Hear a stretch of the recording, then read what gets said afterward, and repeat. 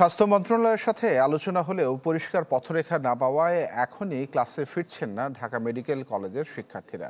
সচিবালয়ে স্বাস্থ্য মন্ত্রণালয়ে প্রধান উপদেষ্টার বিশেষ সহকারী ডাক্তার মোহাম্মদ সাইদুর রহমানের সাথে বৈঠক করেন শিক্ষার্থীরা। এ সময় আবাসন সংকট নিরসনে দ্রুত ব্যবস্থা নেবার দাবি জানান তারা। বলেন তাদের শিক্ষাজীবন ক্ষতিগ্রস্ত হচ্ছে, অবিলম্বে রোডম্যাপ বাস্তবায়ন চান তারা।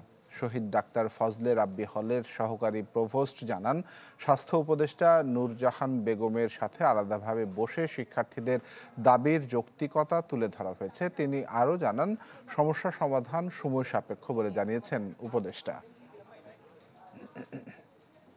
তারা যে আন্দোলন করতেছে এই দাবিগুলো সম্পূর্ণ যৌক্তিক। এক্ষেত্রে আমরা কলেজের যে আমাদের যে প্রশাসন, যারা প্রিন্সিপাল, ভাইস প্রিন্সিপাল, অন্যান্য শিক্ষক মণ্ডলী, একাডেমিক কাউন্সিল এবং শিক্ষকরা সবাই কিন্তু একমত যে বেসিক্যালি এটা আমাদের একটা আশু সমাধান হওয়া দরকার। আলোচনা হয়েছে, কিন্তু এখনো যেহেতু আমরা ক্লিয়ার রোডম্যাপ পাইনি এবং ক্লিয়ার ইনস্ট্রাকশন পাইনি কিভাবে কি হচ্ছে, সেহেতু আমরা এখনো ক্লাসে ফিরছি না। কিন্তু আমাদের যাতে একাডেমিক কার্যক্রম ব্যাহত না হয়, আমরা চাই দ্রুত এটা সমাধান হোক। স্টে সেফের ডাবল লেয়ার প্রোটেকশনই পিরিয়ডের হেভি ফ্লোর দিনগুলোতে আমাকে রাখে নিরাপদে। Stay safe.